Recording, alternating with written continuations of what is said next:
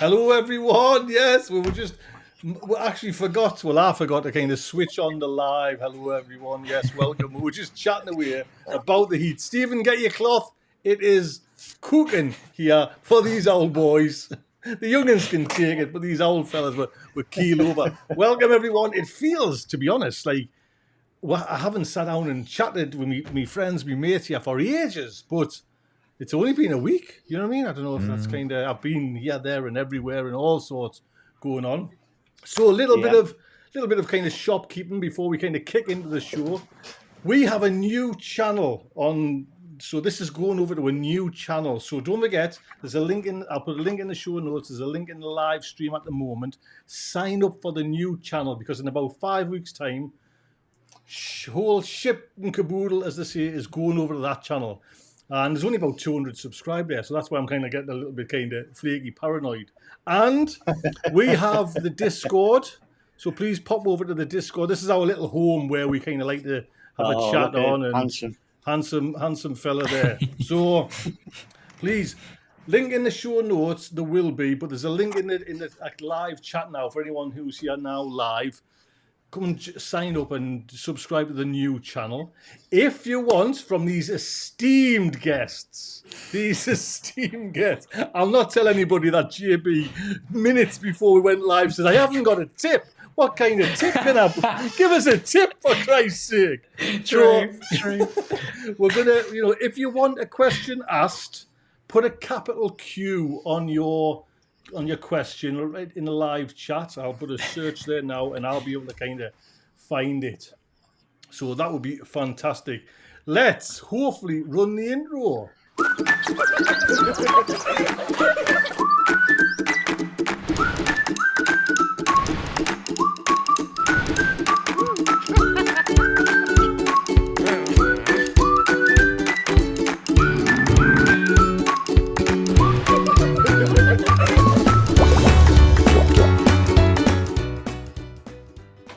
Yes, nice to actually have that back. I don't know where I tried to play it last week and for some reason it had gone. So let's bring in, we've got our good lad, the old boy there. There he is. Hey, look at that, cock him out. It's cooking. 25, man. This time of night, 25. And you got your Speedos on under there. Huh? Are you wearing your Speedo? Stephen, nice to have you. Nice to have you here. Always a pleasure. Never a chore. Thank you very much. That's lovely. And we have the young kid, the young pup of the there he is. Now look at you, Gosport, still 30 degrees. That's not true. It's not that hot. It was about 25 earlier when I was out and about. Right. It's not too bad. We've got a lovely breeze off the coast. Right. So now nice. We're on the coast, JB. There's no breeze whatsoever. It's stilted kind of here. And actually Audrey, who's normally the hottest one, it's a cool, balmy 29 degrees there, Audrey. Exactly. God, man. Barely need air conditioning for that. You can switch it off at that temperature. What have I got there? 31. Yeah, so we're kind of... It is. And I think that the topic we're going to kick off with straight away, because it's the only one I've got, is heat. Do you know what I mean? It's just like... Is that ice cubes in his Diet Coke? I hope that's not ice cubes in beer, some sort of like Jennings special, is it? Oh no, you drink beer warm. You don't put ice cubes in your beer. That's dandelion and bird muck. All right, that's all right. I thought it might have been kind of something, a little bit kind of it's because Jennings have changed. Just and going off tangent here, Steve. Jennings Brewery is like a kind of Cumbrian brewery. And they changed all the kind of, I remember all the kind of nice, earthy, kind of rustic names to all these kind of hip, trendy names. Yeah. Didn't go down too well, I don't think. But, the beer still... It's still beer and they're still making the same stuff. It's good. They've still got the same... I've been and done the tour around that brewery, which was rather nice. And they've still got the same old hands operating it as they had sort of 20, 30 years ago, which is really nice. It almost feels like the sun's come in and changed all the names, doesn't it? You know what I mean? I think I'm going to spruce this place up and get it a bit. Anyway, we're going down a rabbit hole. What? Oh, well, I'll tell you what, JB, what about heat for you then? Are you kind of, are you fighting against it at the moment? Well, So at the moment, I've got a lot of sad plants, right? But they were already a bit sad before it got really hot. Oh, dear. Hey, didn't have it last week. I made sure I got it this week. So actually, JB, does that mean this one is now went like that, then it perked up, and now have they become a little bit sadder again, or? No, they're all still fine. All the peppers and all the stuff in the greenhouse is fine. That's been well watered. It's warm in the greenhouse, but it's all open and nice. The auto vent that I have now is so nice because it opens all the way. You know, they go so high compared to the little, little thing it used to do. So everything in the greenhouse is kind of loving it. Some of my tomatoes, not so much. We might come on to that. But yeah, it's the stuff I've actually planted in the ground. You know, my courgettes and my squashes mainly, just looking really sad. They're just so slow. And now that it's got really hot, when I last saw them, they were looking a bit wilted. So I've given them as good a water as I possibly could, and we'll just wait and see. I'm not really sure if it's the heat or just that they're sad plants. Yeah, or me. So we'll see. Do you know what I mean? But it's something like I'm just feeling like I'm kind of fighting constant, like fire hosing the whole allotment, and I know that's the kind of wrong thing to do, but if I'm not watering them, they're going to go. You know, I'm going to kind of lose them and they're going to go. Steve, is that, as a gardener, you might not even have had these temperatures in Cumbria before, or maybe in the 70s and the 60s, 50s.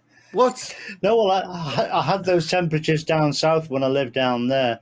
But I've kind of gone back to my own older ways this season, and I'm barely watering at all. And I'm certainly not using a hose pipe to do it.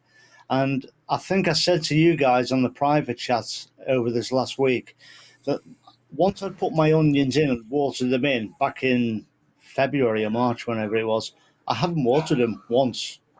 But they're the best blinking onions and shallots I've ever grown. And the same with my garlic. You see, now, you kind of said that, and my onions, and I suppose to some extent me banana shallots, but the spring onions, Steve, seem to be, they were lovely and green, and they are now going this like pale, dry looking colour because they haven't, you know what I mean? I daresn't not water them because I've only got actually probably about 6 bunches left ready to pick. But they just look kind of pasty if I don't water every day. They go this kind of insipid green colour and just... I mean, we get more water in here in Cumbria than most. Obviously, with it being the Lake District, no water, no rain, no lakes. Mm-hmm. So we do get rain showers in between. But the simple thing I do, and you've all seen it a million times, is I just part the soil on the top. It'll be dry on the surface, but 2 inches down, it's wet. And if it's still dry 2 inches down, I'll just, dip me homegrown dibber in and see if it's moist. And that's your best judge of all. If it's dry, water it. If it's not dry, sort it out. I wonder then, Steve, if this is where it comes into sometimes raised beds let you down. Do you know what I mean? Can do. Because this... They can do. This one next to me, polytunnel, if you can kind of thing, is that carrot bed. Now that just seems to be like the whole thing. I'd need a bigger finger than what I've got to reach moisture. Yeah. Do you know what I mean? I'd have to, Audrey, close your ears. I'd have to stick something else down quite long. Do you know what I mean? To kind of find some kind of dampness there. So it's just, you know what I mean? It's bone dry for quite a bit, and I'm thinking 9 minutes it took. This 9 minutes. 9 minutes to get in the Smudville, I know, and Audrey's sitting there just, you know what I mean? I'm just, thinking about. No, I'm not even going to say what I'm thinking about. But Audrey, you are kind of whole raised beds, you know what I mean? And you've got the heat like year in, year out. Yes. Would you find that's a bit, because this is the first time I'm kind of struggling big time, not big time with it, but it's hard. No, I just think for you guys, this is a serious change. For me, this is how summer goes. And yes, plants that are in my ground bed, I guess I will call it, are doing much better or need less watering than those that are in raised beds because the drainage is so good. So it's kind of a two-edged sword. Do you want really good drainage, or then you have to water more. Well, what I want, Audrey, is I've just thought that your watering system, so it doesn't matter, doesn't it? It just, you kind of turn a little tap and I technology know. gods. I program it on my phone. It's even better. Oh wow! I don't even have to turn the wee tap. So I just Just sit now. program it That so was we a can total. let it rip. That was a total Yeah. smug face there. That's just Audrey. Yeah. I need to kind of find out what that is. To be honest, that's what I want. But I do use a couple that are rain barrels, but I have a timer on those, so they go off every day as well because they feed two of my raised beds. So you can also do that with rain I would like barrels. to do something like that in the polytunnel, because this year has been a bit exceptional. I've been away a few times. You land back and then I'm away again. I've just come back from Bristol, and it would be nice to kind of not. Well, actually, it's some here. I'll just play. Hi there, everyone. I'm just here live from Tony C. Smith's Garden Potty Mouth Club. I'm under strict instructions to water his tomatoes. 10 seconds each side. I just wanted to come on and show you. Tony's always off jet setting and he gets everybody else to do all of the hard work for him. So Tony, I hope you're enjoying your holiday.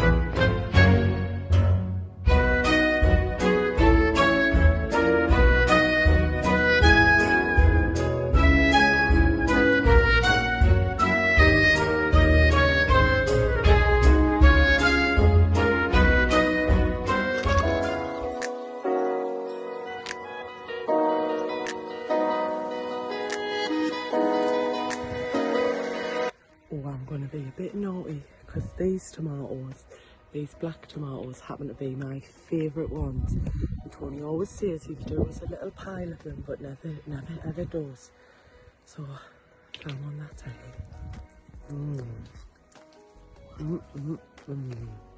Thanks, Tony. Now then, that's a wrap. We're all done, everywhere's watered. Water's turned back off. Everything's looking perfect, and it's all thanks to the behind the scenes guys. Bye everyone.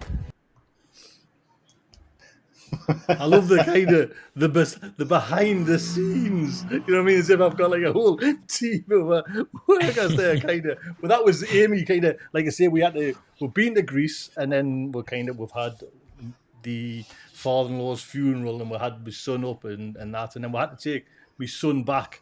And I didn't want to keep on asking people on the allotment to water. So I got Amy to kind of water. So I was just on that video then, JB. What do you do when the likes of that you're going away? Do you just kind of ask someone on the plot, or does it not really matter because you've only got four tomatoes? I don't go away. It's as simple as that. We haven't been away on holiday for like, I don't know, 3 or 4 years, I think. It's been ages. We're, just decorating the house. We spent ages saving for the house, and so we've been quite housebound recently. And then there was COVID, of course. So, we just haven't been away from the garden. But yeah, I just call on friends, really, Right, or family, get them down there. Audrey, what about you? Are you the same? Do you get away, or can you kind of set these timers to like for a week? I could run this from my phone wherever I was. Right. But again, like JB, it's been a while since we've really been anywhere.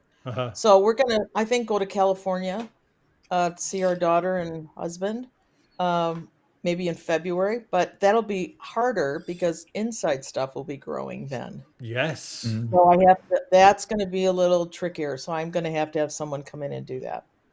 Right. Steve, what about you? Because yours is a monster of a site. We all know how big your site is. You're almost putting on to people to kind of, will you water me, Yes. me three tunnels? Yeah, I mean, I would, if I knew I was going away, I would plan better for it to, keep everything all under one roof and just say to people, just come in and spray the lot and then go home, and I'll sort it out when I come back. But I haven't been on holiday since 2016 myself, so, the same as JB, you tend to look after your plants. If we do go away, it'll probably, and I think we're thinking about it this year, it might be sort of August, September time, sort of the end of the season. Yeah. Well, it's funny, Audrey, when, you told me about this, the matting, how you've got your matting Yes. set up and done. Now, someone, and I can't remember, actually it was someone in the Discord, mentioned that they've tried it and they cannot get it to work. Now, he did say, the gentleman did say that some of his matting was cut, like little bits to make this full length. But mine's a little bit like that, and it doesn't work to like the full extent, but it still gets them wet. But he says it's not even coming up his matting. He's like, his matting's still dry. That's what I wonder, if he pre-soaked the matting. Because if you do it without the mat already being wet, you're going to have a heck of a time getting it to pull up. Right. It'll pull up, but it won't be as effective. Because I did pre-wet mine, yeah. So I wonder if that is the case for this gentleman. Like I say, he seemed to have everything right, but it wasn't working. Do you know? Yeah. Because even if mine dries out fully, I have to pre-soak everything because it just won't work. Yeah. And does it often dry out for you, Audrey? Do you let it dry out? Are you kind of... Sometimes when I ignore reminders on my phone to say check, the level of water in your yeah. So if I miss that by a few days, they can dry out. Yeah. And happily, plants show it even quicker. I don't even have to look and see if there's water. I can tell by how the seedlings are doing. I think that's the case. Yeah. Right then, let's see. We'll just jump into some questions for the time being. Let's have a look. I'll just stick my big bunny face. Right, Urban White Buffalo Farm.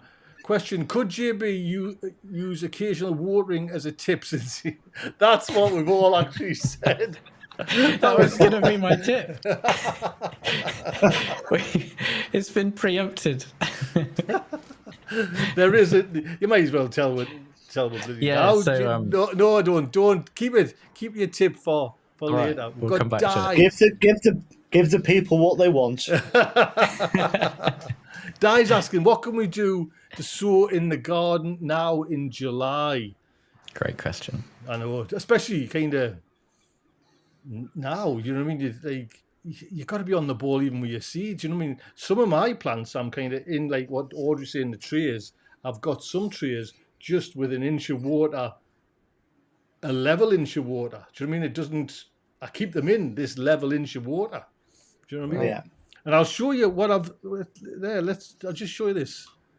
So that's been in. This is me radishes. These are the radishes I sowed a couple of weeks ago.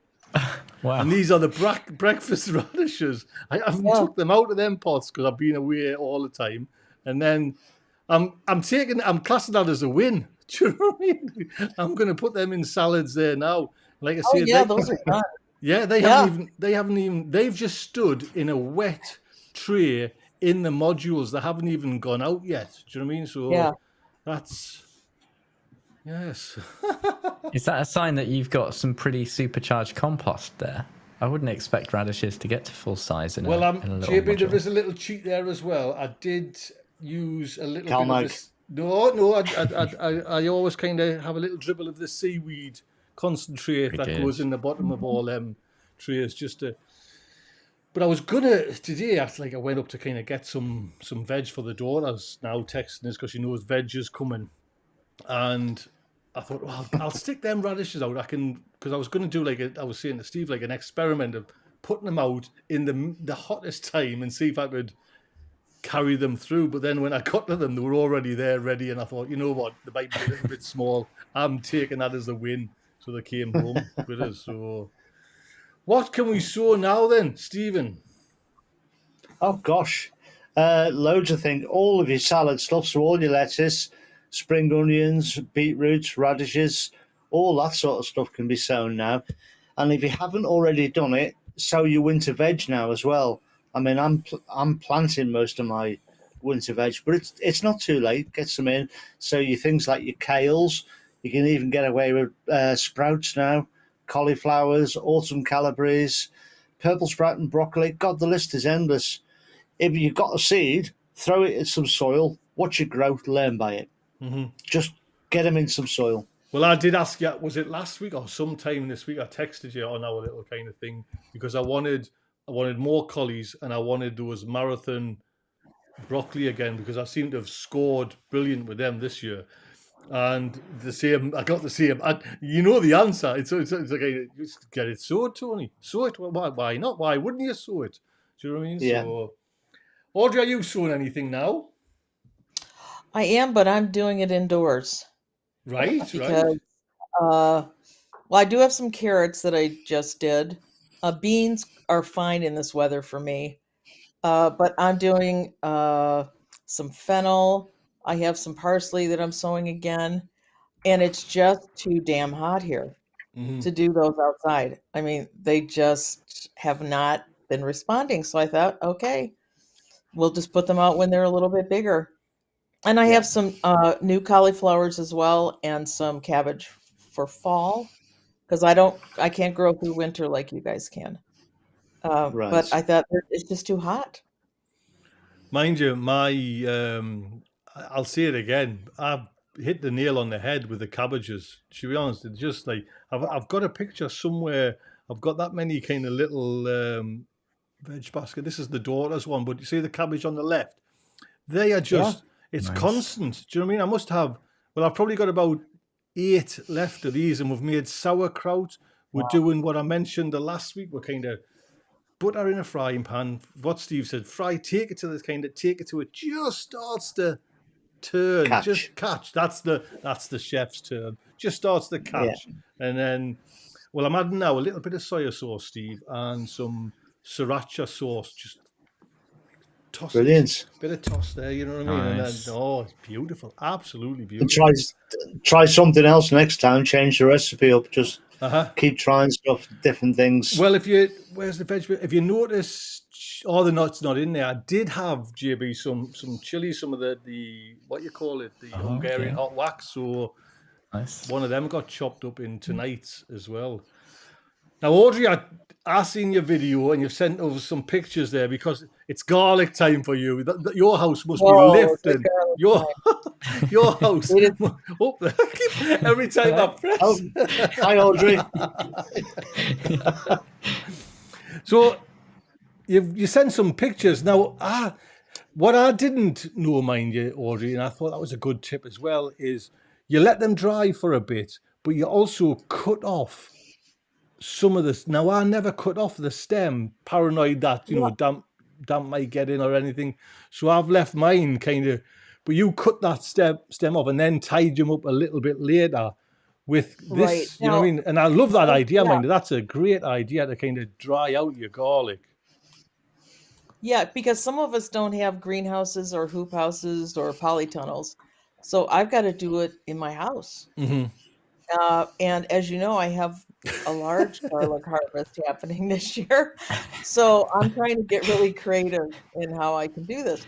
But with hardneck garlic, you can definitely cut all the green off. I don't know how that works for softneck. Well, I did. Let's just see, Audrey. That's it. That's all. That's my garlic for the season. I think Bless you. I know. I was looking if there's 15 bulbs there, but I like to see. I picked them, but I picked them. They were hard necks and just left them. I didn't do what you did and like cut them down. Then I've cut them down there now. You know what I mean, and kind of trimmed the edges off there. So, but that's it. I'm trying to expedite this drying a little bit because I know what's coming. So I only have so much room. So I have another 50 that are drying on my outdoor dining table because it's under a canopy. But I have to watch for rain, which we're not getting very much of. But yeah, so it's a little juggling. But that tub is where I also keep my tomato plants before I put them out. so they don't fall over. Right. So I have just a couple of these, and I thought, let's just try to make use of those for this too. What, Yeah. how long is your drying process, Audrey, for garlic then? Well, I wish I could show you a picture of those today. They look nothing like that, and it's not even been a week. Right, So right. I'm going to give them at least a week doing that, and then just kind of have a look at them and see if they're dry enough. I can't just leave them though as dried garlic because by Christmas they'll be starting to rot because That's they the don't one last. that's the one thing with mine there. Okay. That's probably about Yeah, 3 weeks of drying. But I know, there was a chance maybe onion rot, got a white rot, whatever, got into it. So yeah, I know they don't keep as good anyways, but I'm next season or this season for planting, I'm actually going to do, the soft necks and try that, because after seeing what Charlie Dowden said, mine were just covered in rust, and there's no getting away from it. They're little bulbs. Do you know what I mean? Kind of. I seen a but picture Steve had. that's a usable amount Oh by yes, Christmas. yes. But Okay.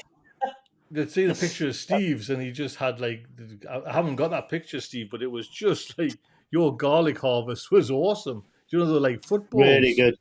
And I got mine drying very similar to Audrey's in my little polytunnel. I think it was on yesterday's video, but I've got a rack similar to that. It's also suspended from the roof of the polytunnel.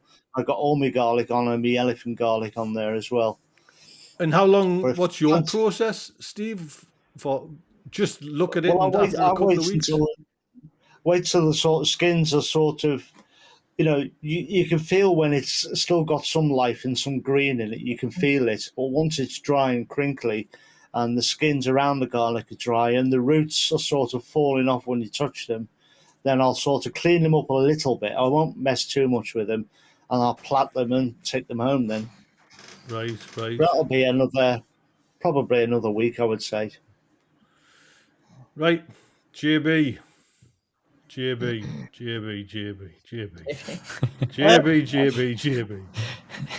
dear.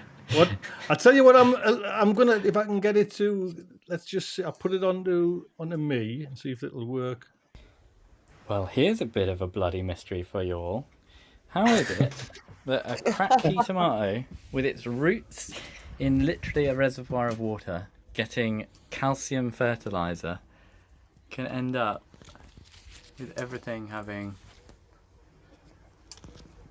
blossom end rot? Bloody hell! So annoying!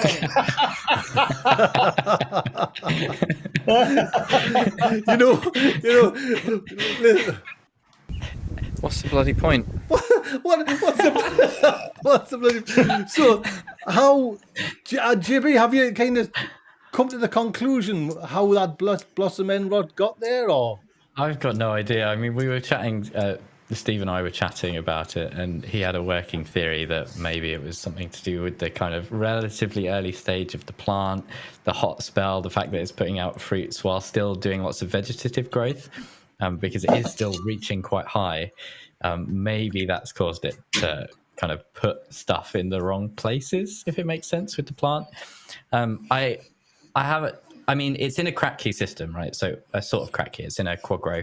So it's sat in a pot of soil compost, and then it's got capillary matting that goes down into a reservoir underneath. And the idea is the capillary matting wicks all the water up and kind of makes nice, moist compost. And the plant should always have a really good amount of water. And I feed those really heavily with container-wise. No, what's it called? A Grow More fertilizer, and it's got calcium added. So there really shouldn't be an issue with blossom end rot because it's normally calcium deficiency or a watering issue, irregular watering. And I think it might be because I've slightly misinstalled the capillary matting. I used my homemade dibber. But there you go. It's not long enough. You need a bigger one. Yeah. You know what I mean? Yeah. I'll tell you after the show what to use. Fill the reservoir. Yes, someone's just asked. The reservoir has been consistently full, so I'm not sure.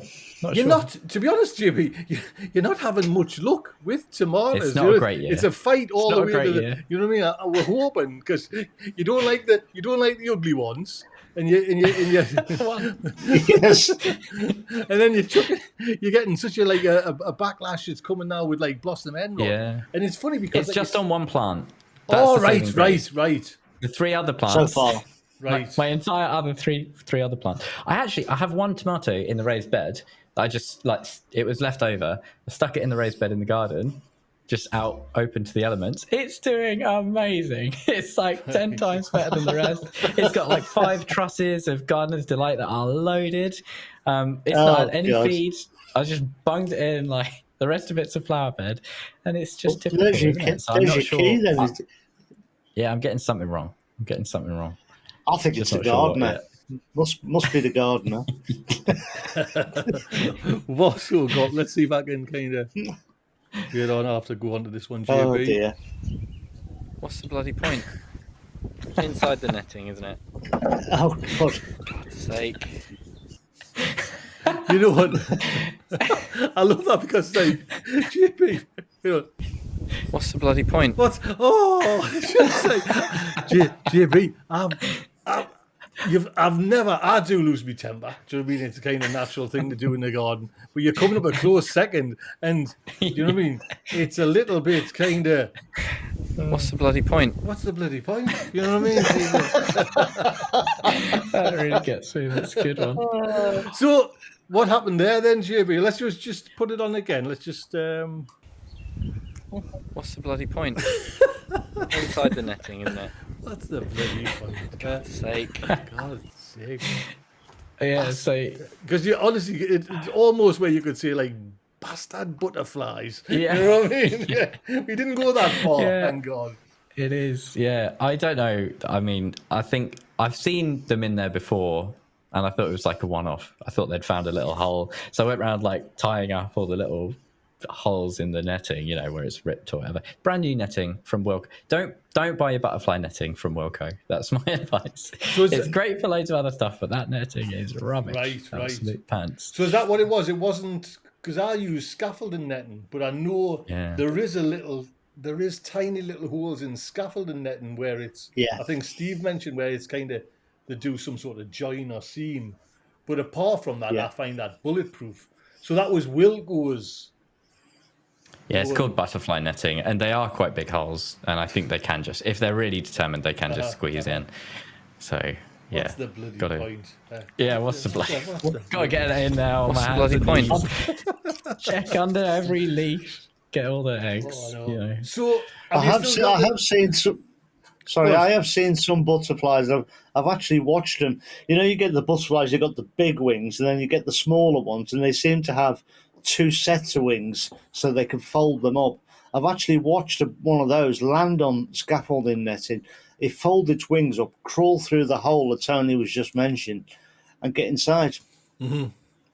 I don't know whether they cause a nuisance, but I have seen them crawl through it. No, it's. I haven't seen them in my nettings, and I haven't actually seen many butterflies. Maybe it's still a little bit too early for them for the onslaught, caterpillar hell. But I know it's becoming. Oh, we're in it right now. Oh, you've got it now, Audrey, have you? Oh gosh, they're everywhere right now. Right. I think because of this heat. Seriously, we're so much hotter this year and drier, even than usual. But they're everywhere. I have a video just like JB's that's inside my netting. And he's like living his best life, and I'm like, wow, how did this happen? But you don't see it. What's the bloody point? You don't see that, do you? Oh no, we have different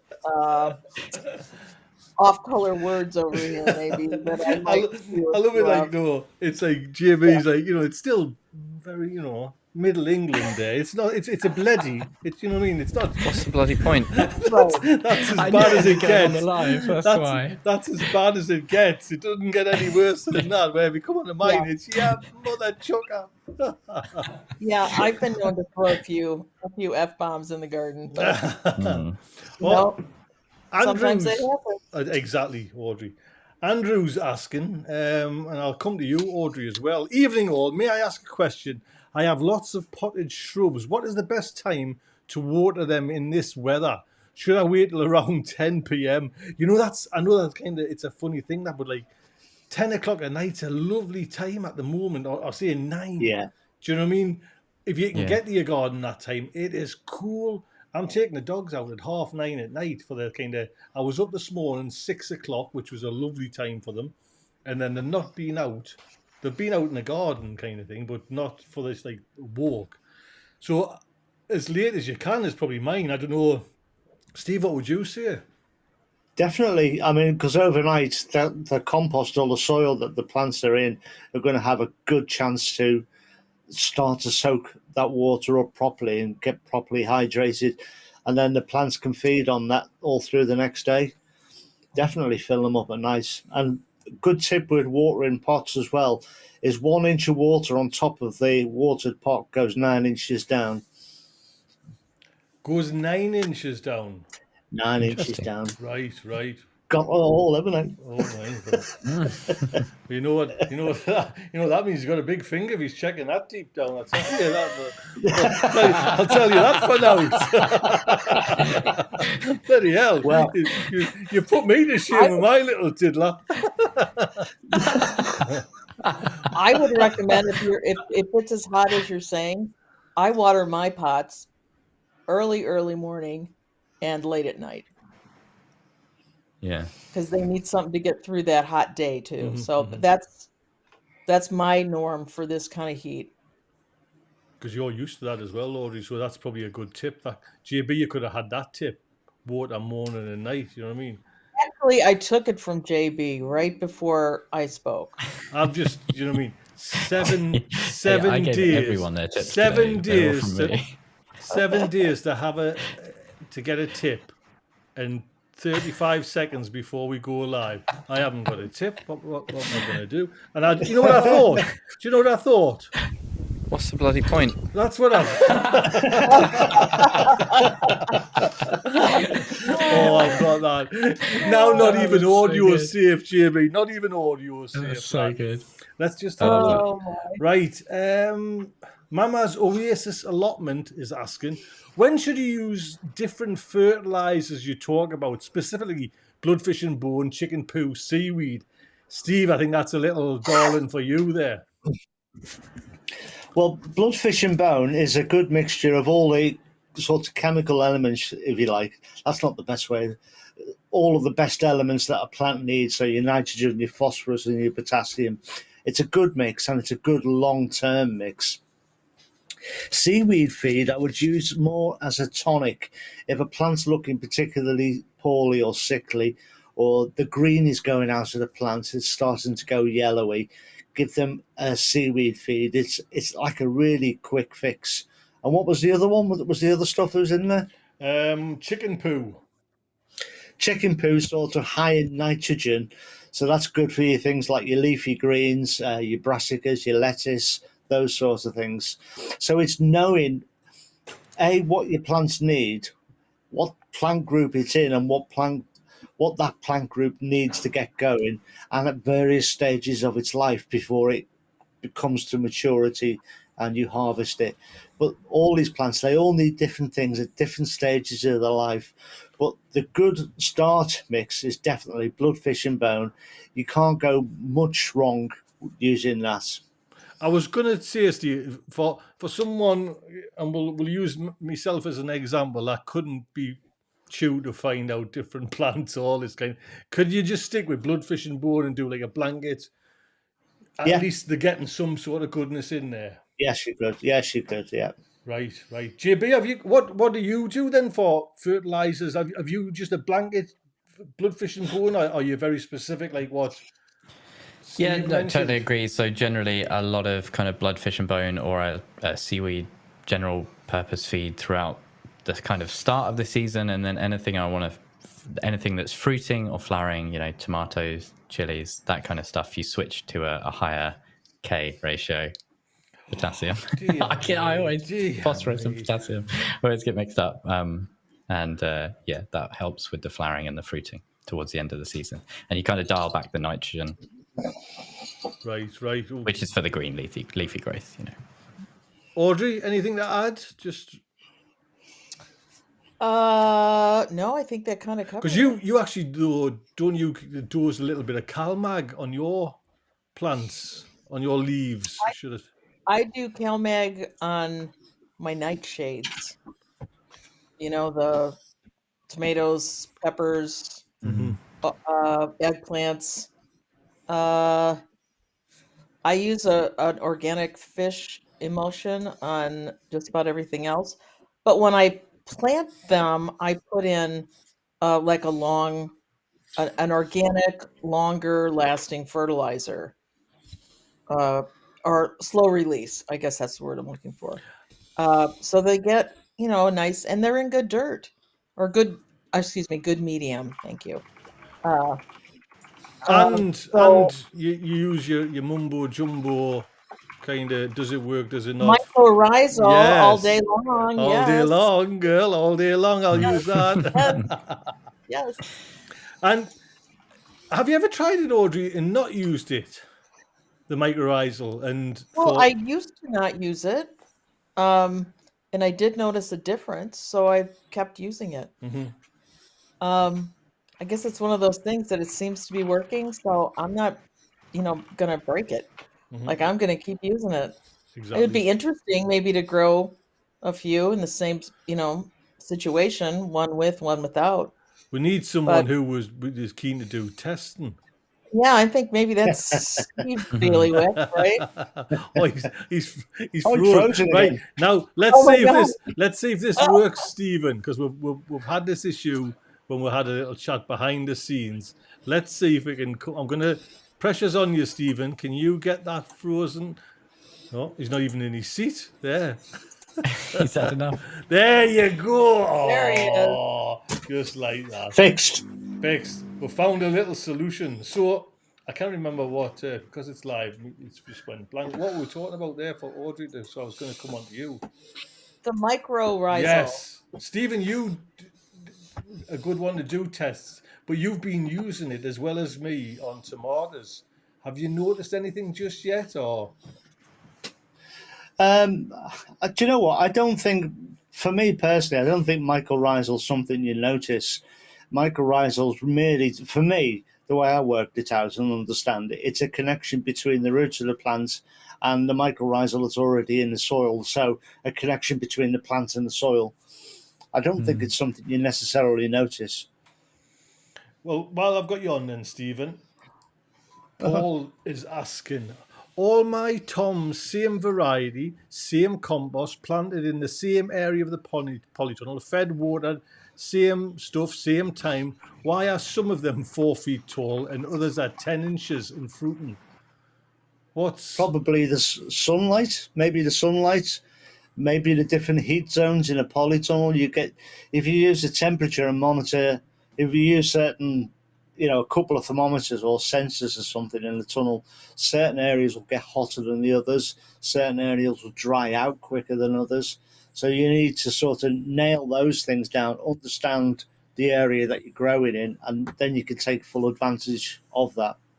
It's got to be, like you say, something like that, because if everything else, I would have thought so. What Paul's saying, if everything else in his list of factors is exactly the same, it's got to be something what's being caused in the polytunnel, like it's very frustrating now. Oh yes, very frustrating when that happens. Very. Mm-hmm.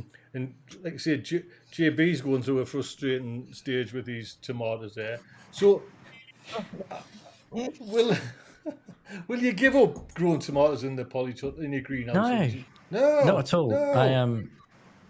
I don't know if I'll do the quad grow again though, and I'm not sure what next year is going to look like in terms of the second greenhouse, which hopefully I will get around to to assembling. We're going to have a big together. Party when that goes up, because I've got all the bunting in the back here waiting to put up. You know what I mean? Okay. What I'm kind of tempted to do with that one is try growing in the ground, as opposed to just in pots and on paving slabs or whatever. But we'll see. Well, it's funny. It would be nice to kind of have tomatoes in the ground. JB, because I've using the Duo Grow, the green ones. Now I've only put in Yeah. 2 little chili plants, and they don't seem to be like doing anything. Do you know what I mean? And there's like feed in there, there's water, and the water's going down, so obviously the plants are taking it. I've got a couple of lobelia in there just for a bit of colour because I had them, and I don't know if that's affecting them. And I know they're a small chili, but they're still looking a bit kind of just tepid, kind of. Yeah. Quite It could easy. just be that they're still focusing root growth before really flourishing. I think they're probably just dying. Just compost them. Aye. really? If it's a chili, compost it. Yeah. Yeah, it's a chili. Get rid of it. Just chuck it out. What I wanted to show you as well, this is, I went, like I say, I did that veg basket and I was quite pleased about that. But that's from from one bucket of potatoes. Now, to be honest, I think I picked the wrong bucket because they're pink fir apples and they shouldn't be ready yet. But there was nothing else. So even if I left this kind of potato bucket for another month, 2 months, there might have been bigger ones, but there was only them ones. Do you know what I mean? So it's a bit of a kind of a disappointing. Have you had any potatoes yet, Steve? I'm sure you'll. I haven't. No. I've got some foliage dying back on a couple of pots. You've done it again, lad. You've frozen again. Oh, flipping heck. Well, JB, have you had any potatoes yet? Yes, I haven't sent you any pictures, but I filmed a video that was meant to go out Sunday, but unfortunately I've had some family stuff going on, so I didn't get to get it out. But I had a massive load of potatoes in my bed this year, right? Maybe slightly too many, and I harvested 1/2 of my total lot, and it was about 17 kilograms of potatoes. You are kidding me. Yeah, it was good. Wow. It was good. I was very, very pleased. It's my turn now to say this kind of. What's the bloody point? What, you know what I mean? It's like it's when you kind of, that's it. You know what I mean? What's the bloody point? Bloody hell! And you're getting 17 kilograms. It's a good one. Yeah, I don't know what it is. I touch wood, quite lucky when it comes to potatoes and spuds. You know, they do seem to grow quite well on my plot for whatever reason, and it's quite early, but these are main crop, and I put them in early. I hedged my bets. These went in 6th of April, I think, really quite early for a main crop, and that's kind of why they've come to fruition. And you know, they're fully dead. I kind of turned up one day and I was a bit like, oh, they look a little bit over, but they're all fine underground. It's not blight or anything. So yeah, quite an early harvest of main crop. There is a tiny bit of hollow heart. I don't know if you've ever had that in your potatoes, but it's like a sort of a little kind of black. It's not like a growth. It's just like a malformation in the potato itself. But you just cut it out and it's fine. And I think that is caused by irregular kind of hot, cold, sun, shade. And I think that's because they were a little bit earlier in the season. That's my working theory anyway. Right. But generally, very good. What about watering then, JB? Are you still, have you been are you watering yourself there with your shandy, I see? Yeah, a bit, yeah. So we've had like no rain on the south coast. It's so dry. Excuse me. All the paths are so, yeah, me too. All the paths are just completely brown. Getting a little bit kind of sloshed there, lad. Yeah, not quite. So yeah, I have given the spuds a couple of just really good drenchings. Watering them for a really long time, making sure it goes down. But when I was lifting them up, yeah, soil's pretty dry. So yeah, they possibly could have done with a bit more. I'm thinking maybe put them into the ground, next year. We'll see when I pull them up a little bit later. I like to keep it traditional with the potatoes. It seems to work well. Shocking. What's the bloody point? You know what I mean? It's just like... Stephen, have you had a good crop of potatoes yet? No, I haven't taken any up yet, Tony. I've got some foliage dying on some now. It's dying right off, so I will be lifting some this week and having a look. And I hope I do better than that, I'll be honest with you, because what's the point? What is the point? It's funny, there were like the ones I was meant to do are Charlottes, and we've had like not really 14 kilograms of them, but we're getting a nice little haul. But they're just like the kind of, that size sort of thing. But we're new potato size. Yeah, we're boiling them though. and with garlic and chili, and then kind of sauteing them again. Again, lovely, lovely, lovely, absolutely lovely. Yeah. Audrey, I've asked you about potatoes, how you grow potatoes. Do you grow potatoes? Are you growing them in buckets in the soil? I do. We're not huge potato eaters. However, there's one kind of grow. It's called Purple Viking. Difficult to find in the stores. Absolutely wonderful flavor, and I have about 10 bags of those growing. Really patchy looking foliage, so I'm not sure what's going on. Do you feed You know, your tomatoes, potatoes, Audrey? yeah, I put them in with, and I'm gonna get this wrong because I always do. Uh, there's bone meal and blood meal. I think I put bone meal in those because it has a higher potassium. I should know Phosphorus. this. Okay, I should know this, but anyway, and yeah, I do feed them, and I've been watering pretty consistently. So we'll kind of see. You know, it's like those root crops. You don't know what they are till you pull them. So Right. Allotment newbie is saying, can I sow garlic and onions again in the autumn? There's a nice question, Stephen. Oh yeah, definitely go for it. I mean, I forget what date I sowed mine. I always aim with my elephant garlic. I want them in the ground, sort of early October, late September, early October. But garlic, I always tend to do a bit later. Generally, normally because if I'm buying it brand new, it tends to come late. So yeah, I'll be sowing both of those this autumn before Christmas, ready for next year. I'm sure. Especially with the fantastic crop I had this year. I'm sure with mine, Steve, I don't know what this. I've got this kind of date of the 14th of October. I don't know if it's the 14th of November, but it's always kind of middle of like late on. I always do it then, not like in next year's season. I always do it in this season. I've never grown. I always like to kind of overwinter them. So.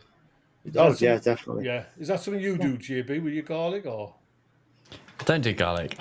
Garlic is the one I've given up on because of the white rot. Right. I literally lost 95%, and I spent I spent more money on garlic than anything else ever. It was like 25-30 quid on like bulbs from the Isle of Wight garlic farm. Seed garlic is just expensive, but I mean the garlic farm is quite.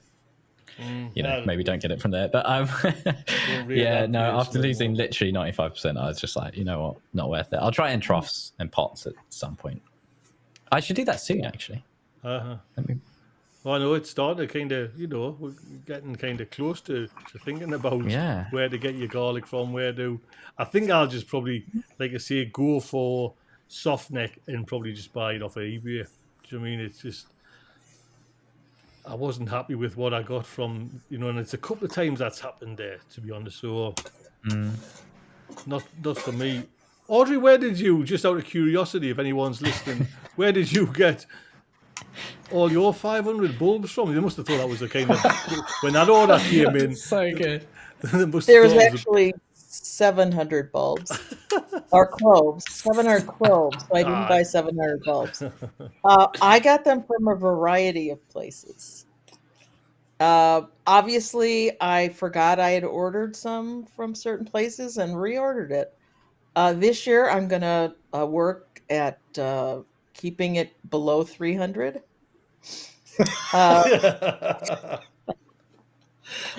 But I think based on my second harvest that I just pulled up the other day, they were gorgeous.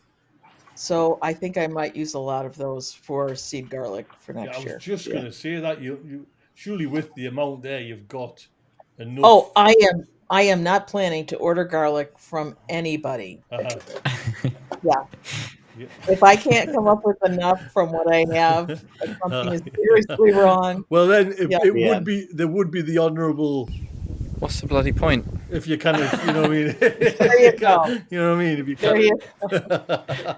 can. Stephen, I think you're a loyal supporter of the garlic farm.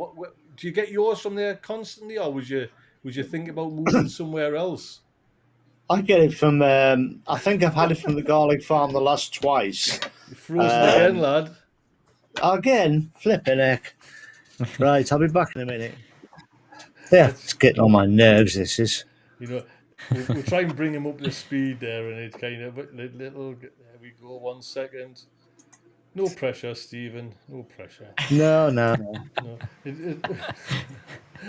How you sell a cup of tea? There we go. There you go. Flipping heck. So sorry about this. It's a flaky internet connection. It's certainly not the machinery here. As you know, this thing could start wars. Power all the bloody cockamouth, that thing. You could.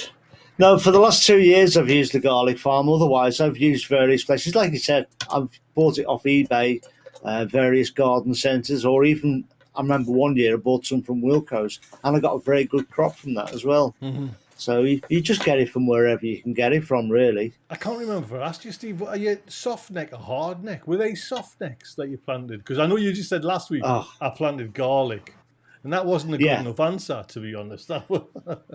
That's the same answer I've still got.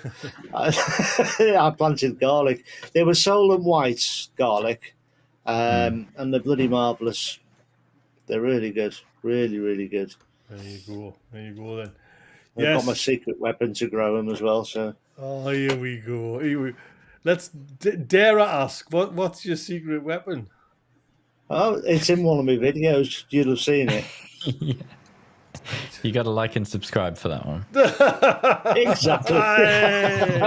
Come on. Right, what have we got? Oh, we're getting close to. I tell you what, we will go. Well, give us 1 quick second, and I will just show you. Don't forget to sign up for this. We've got 200. We might have a couple more. 209 members. Have you seen the new banner as well? I quite like that. I got that commissioned as well. So the Potty Mouth Garden Club. We've got its own channel. Please subscribe to that. That would be fantastic. Then in about 5 weeks' time, we'll be kind of moving over to that one. Don't forget the Discord channel as well. Pop over to that. There should be some links in the show notes. Look at that. Where's he gone there? He's sweet corn. Hey. How's your sweet corn doing, Stephen? Like I say, I've missed a few shows and episodes. Sweet corn's doing really well now. It's growing well out of that box, so hopefully I'll get some cobs growing soon and some flowers. Well, but it's doing really well. Mine's lovely and green, but it hasn't got cobs yet. Flowers. No. I did see yours on a video. The last video I watch all your videos, you see. So I've had a lot on. I know. I'll forgive you this time. Well, I'll tell you what we'll do then. We'll do tips of the week, and no pressure, JB. What's your tip of the week? Hey, well, we talked a lot about watering today. They're potatoes. And I spoke about my sad cucumbers and squashes. And my tip is about watering, especially if you grow in the ground. I think if you've got raised beds, it's not such an issue. But for me, with ground growing, in the soil, every time I apply compost, that soil is just kind of creeping up and up. And if I apply water to the surface, it just runs straight off, and you end up just kind of watering the edges of the bed. So it's a tried and true thing that I do most years is just get a plastic bottle, anything will do, Coke, lemonade bottle. You kind of cut the top off and you sink that in the ground very close to the roots of your hungry and your thirsty plants. And then you just you poke some holes all in the side, and that way you get the water straight down to the roots and into the soil, as opposed to letting it all just sit on top and evaporate off or run off the sides or anything like that. And it's a great method to then allow you to feed the plants as well with them. So did I get this right then? JB? You've got out here a big Coke bottle. You're keeping the actual top on, but you're putting little holes either side. What's under the ground? So you can I take the lid off, but the lid is going to get jammed with soil anyway. So what you want is a lot of kind of holes all the way around, and they can be a bit awkward to make. Just do it with some scissors or whatever, and then you just sink it in the ground and put the watering can straight in there, and it works pretty well. Well, can I just say, from having no tip 30 seconds before. I think that's, you know what I mean? I think you pulled that one out of the hat there, sir. Thank you very much. Thank you. You are really, you can start thinking of next week's now. Audrey, have you got a tip of the week, my angel? Well, you already showed my picture. Oh, is that your tip of the week? That was Right. my tip of the week. Right. For people who don't have outdoor, polytunnels or greenhouses, and this really is just a tote, which I'm sure everybody has storage totes around, and a couple cooling racks that they are like the old school ones, like the really cheap ones that don't actually have a mesh or a grid. They just have lines so you can pop your garlic in there, let it dry, and you can leave it in the house. You can, watch it. I think mine is going to be dry probably within the week. So it means I can get the rest of them going. So I was going to say, with 700 bulbs, you'll need about 30 boxes. Oh, I am already dreading like the final harvest. Because what am I going to do with all of it? So I think I'm just going to set up a stand outside of my home and say, free garlic, come and get it. Because I really overdid. But that's when you can do that, though, Audrey, when you can give it away, that makes the gardening all the better. I will enjoy giving that away, as bouquets. Here, take 2 dozen garlic heads and enjoy. Yes, I will enjoy doing that.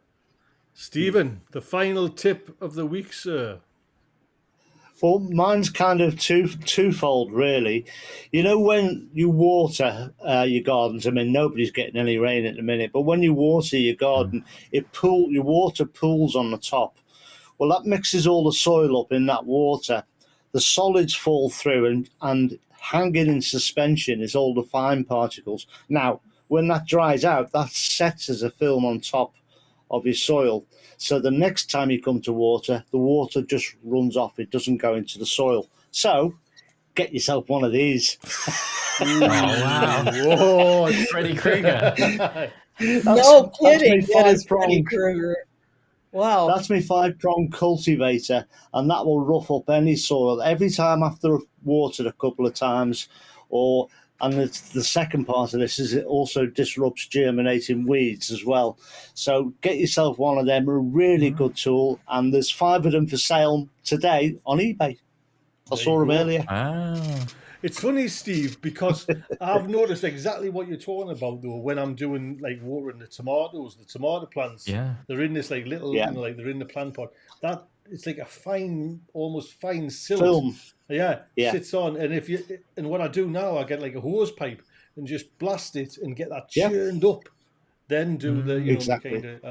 So. But even then, when you've churned it up, once it settles down, you're still going to get that fine film on top.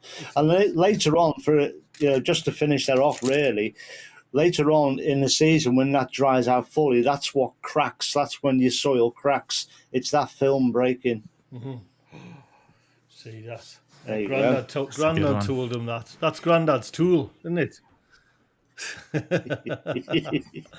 Well, it's great, isn't it? I love it. We have come to the end, 1 hour and 3 minutes. So don't forget, like I say, if you could just pop over and subscribe to that channel. We will be moving over to there in about 5 weeks' time. Come and say hello to us in the Discord if you want any questions. Actually, if you want to just drop your YouTube channel. There's a little section there where you can kind of add your YouTube channel. You can speak to us as well. We're always there, kind of dropping in and out. It's fantastic. JB, thank you very much, sir. Thanks for having me. What's the bloody point? I don't know. Tell you something. Audrey. Yes. It's a pleasure as always. Thank you so much. And Thank Stephen. you. It's always fun. You take care. Thank you very much, Stephen. Gents, ladies. Hi, you're welcome. Everybody in the chat, thank you very much. We will see you. Don't forget, this show is a podcast as well. So if you're on Patreon, you get it over there, or you get the ad one on Apple as well. Look after yourselves. Take good care. Cheers, everyone.